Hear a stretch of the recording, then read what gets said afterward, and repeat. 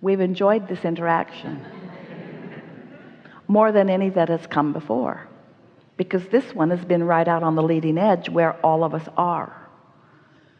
These are powerful nows that you are living. There's never been a time on this leading edge, and this is the leading edge, where the variety that is surrounding you has caused so much movement in your vibrational reality.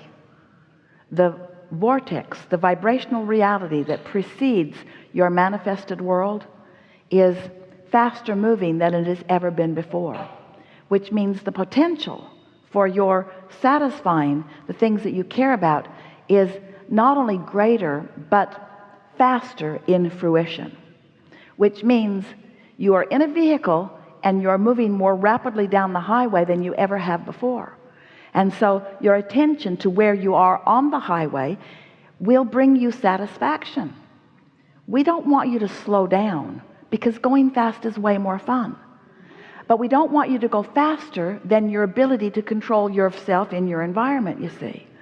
So what's happening to you is your environment is calling you into faster and faster motion, which means faster and faster thought process, which means faster and faster manifestation, which means the potential for satisfaction is greater than it's ever been before, but the potential for some negative emotion is greater than it's ever been before. It's like a giant magnifying glass has been laid down on everything, so that whatever it is that's dominating your vibration is having more emphasis in your experience. That's why suffering is greater and thriving is greater. That's why poverty is more and abundance is more. That's why sickness is more and wellness is more. In other words, whatever it is that you've got the vibrational habit of projecting is manifesting into your experience more rapidly. Well, what an advantage that is to those like you, who now understand, and you do, what this receptive mode will yield in terms of manifestation and what this receptive mode will yield in terms of manifestation. Isn't it nice to know that when something's turning out and it doesn't feel good to you while it's turning out, that you can recognize what you were doing when it was still in vibrational form that allowed that momentum to become more and more? And doesn't it make you more aware of where you are moment by moment? Doesn't it make you want to be more aware as you are driving this analogous car down your vibrational road? Doesn't it make you want to not let things get so far in a direction that you don't want them to be before you decide that you're going to do something about it? The two tools that are most at your fingertips for maintaining your receptive mode. The first is meditation, and we know some of you are adverse to it only in the sense that you want more control than it seems to give you. And there's a little giving up of control on your way to ultimate control. Quieting your mind quiets resistance. It quiets thoughts, it quiets resistance, and it puts you in sync with who you really are. But it also serves another very important purpose. It makes you more sensitive to where you are.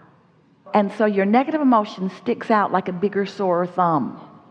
You find yourself being a little more dramatic than you are used to being, or you find yourself wanting to rectify things as you are moving along through your action. But we like that newfound sensitivity that you're finding through alignment, because it's only through your awareness that something feels a little off that you will have the wherewithal to guide it into something that feels a little better. And it's so easy for you to do that given what you now know. So meditation is one of the powerful tools that will lead you, if you want, into more often receptive mode, so that the fullness of who you are is having the conversation or enjoying the moment. And the other is active appreciation.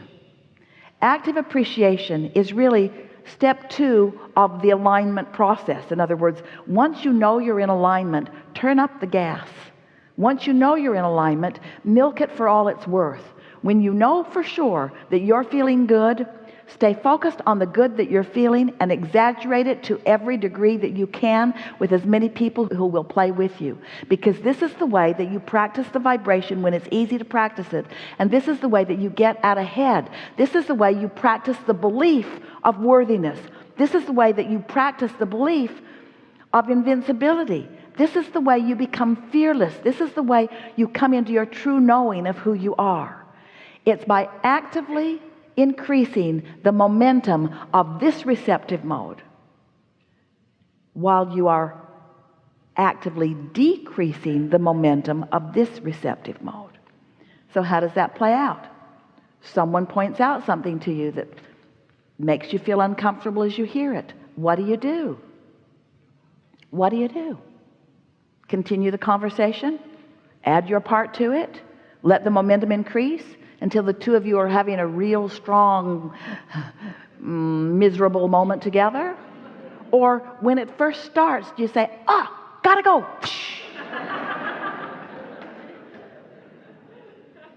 Do you satisfy their need for you to join them? Or do you satisfy your desire to join the vibration of your inner being? Because it is really a rare one of you, and we can say this to you from the balance of that which we feel from you in this room. It's a rare one of you who needs to be dragged into momentous negative emotion. You know more than that. You have more control of the vibration of your being than you sometimes practice. And the reason that you often do not practice it as well as you can and as well as you want to is because you don't want to hurt anybody's feelings. And there's something about you that thinks that because someone is talking to you that you have a responsibility to listen.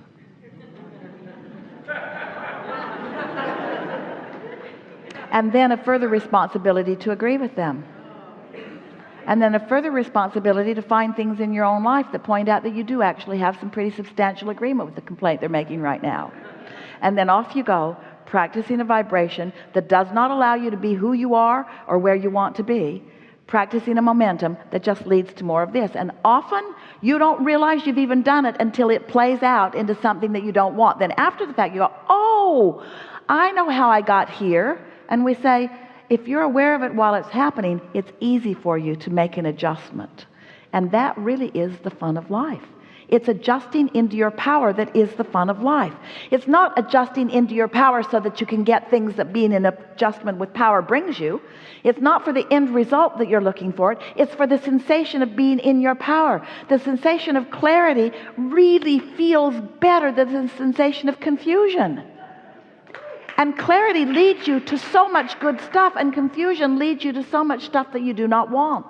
The sensation of appreciation is such a wonderful way to spend a moment in time. And a sensation of criticism, not so much, you see. And so, as you just decide that you are a good feeling person who wants to feel better, as you decide that you want to be tuned in, tapped in, turned on, not because of the results that it will bring, but because of the way it feels in the moment, because this is who you are. So we have some questions for you, very short, very brief list, but we want you to answer them in your own mind or out loud if you want to. From what you know of you, are you more of a lover or a hater? You know that, don't you? Now, that doesn't mean that you can't get in a hateful conversation. Of course you can. But when you do, it really sucks, doesn't it? You can feel that it isn't who you are. Are you an appreciator or a condemner? It's for sure you are. You can tell by the way you feel. Would you rather praise or criticize? You really, really would. Now, that doesn't mean you don't criticize from time to time, but you never like it when you do it, do you? Do you ever like it when you do it? And if it goes on and on and on, doesn't it eventually turn to something that you really do not want? What do you think the true momentum of your life is? One of well-being or one of not well-being? It's obvious. Are things working out for you or not? They're working out for you. So we're not really asking you to develop any patience about this, because when you're tuned in, tapped in, turned on, you don't have to be patient, because there are instant, wonderful manifestations happening all over the place. We just want to remind you that you've got this. You understand it. Your guidance system is alive and active within you. There isn't anything that we said today that you didn't understand on many, many deep levels. Life is supposed to be fun for you. And this has been, no matter how many times we've been together before, a significant vibrational turning point for you. Watch for the evidence of that. There is great love here for you. And for now, we are complete.